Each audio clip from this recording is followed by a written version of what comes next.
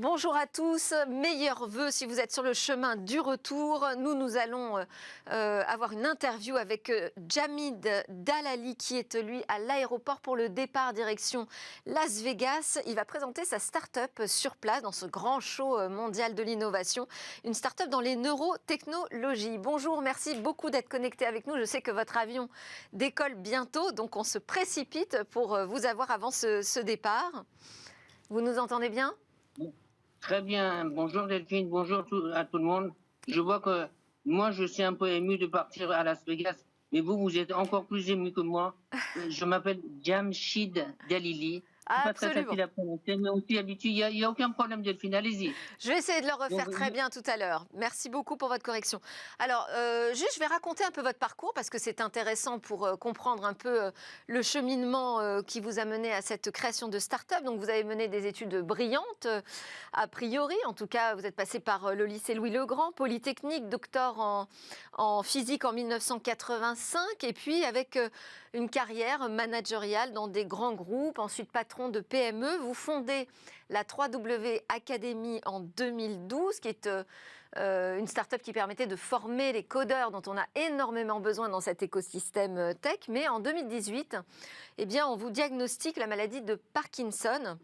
Et là, donc, changement de direction radical. Vous cédez votre start-up 3W Academy et vous en créez une autre, Diam Park, dont on va parler aujourd'hui, qui se focalise, elle, sur l'aide aux patients et aussi à la recherche et au développement de nouvelles solutions thérapeutiques pour la maladie de Parkinson. Parkinson, ça touche combien de personnes en France ?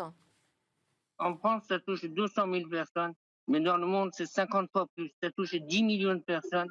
Et les statistiques, les prévisions disent qu'on sera 15 millions en 2030.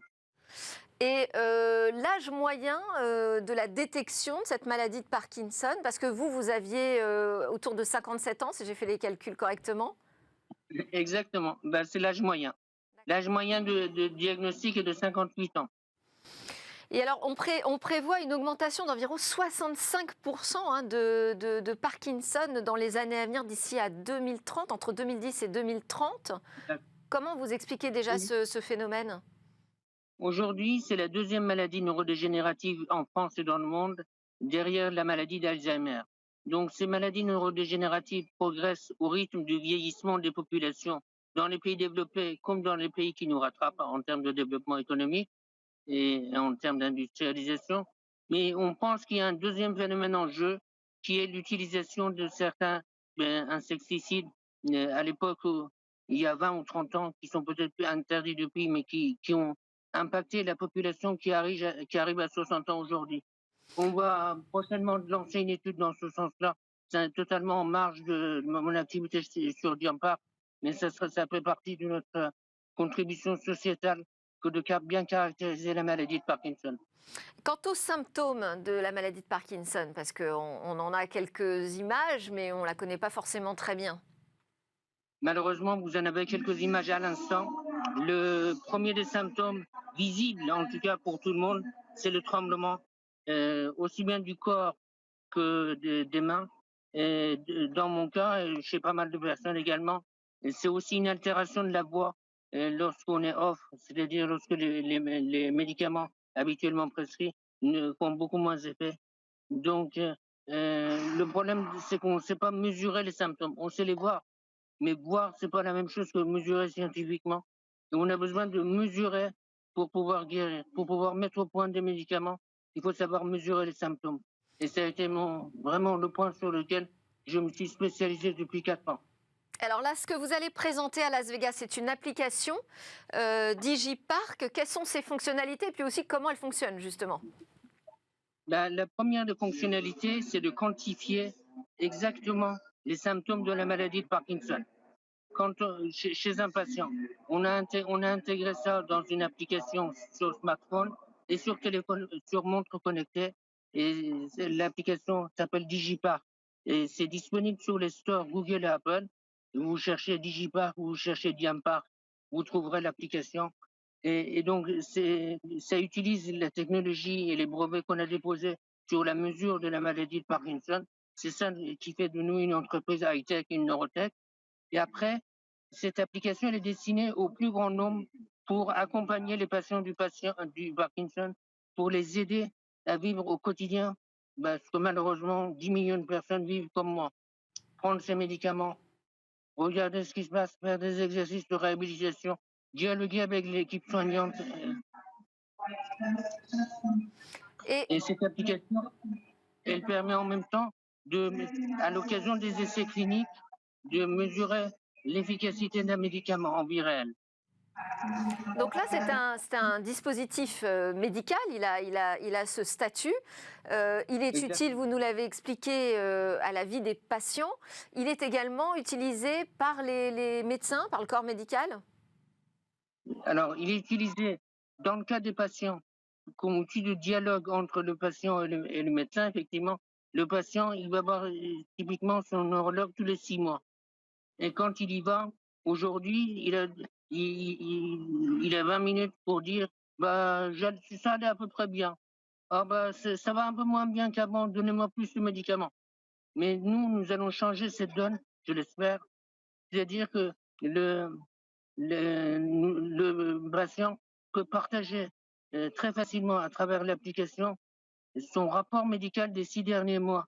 Et le médecin, de cette manière, il a une vision totalement objectivée de la situation du patient, de ses prises de médicaments, de l'effet des médicaments sur les symptômes, sur les 6 derniers mois. Et c'est ça qui doit améliorer le sort du patient et la relation entre le médecin et le patient. Alors vous présentez aussi à Las Vegas une smartwatch, enfin en tout cas une montre connectée qui embarquera directement l'application. Exactement.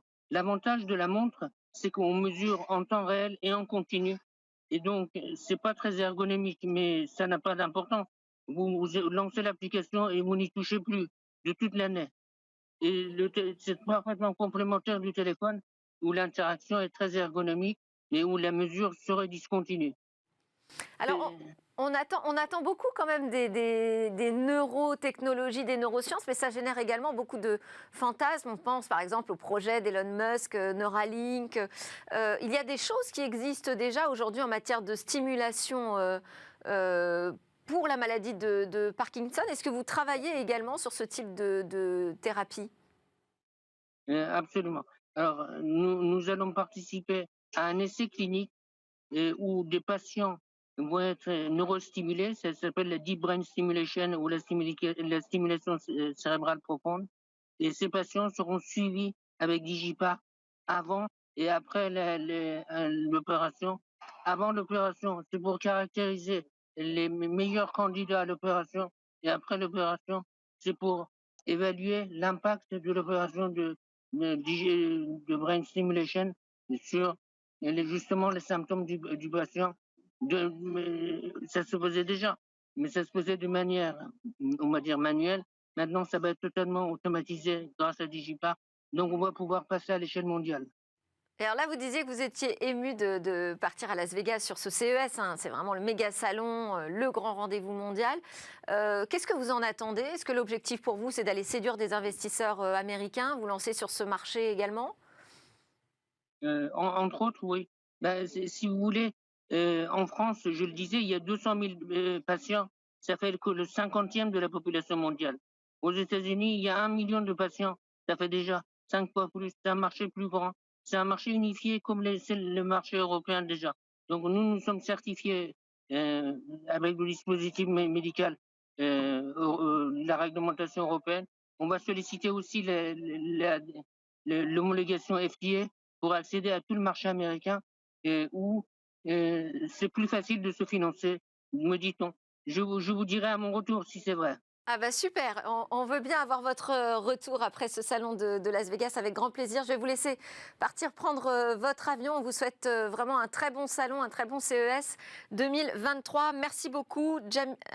Jamshid Dalili, n'est-ce pas, de Diam Park. Mais merci Delphine. Merci. Merci. Je vous souhaite une excellente journée à vous aussi. Au revoir. Merci, bon voyage. Allez, c'est parti dans Smart Tech pour notre Tech Talk. On va parler de interdire TikTok. Est-ce que c'est une drôle d'idée ou faut-il la prendre absolument au sérieux?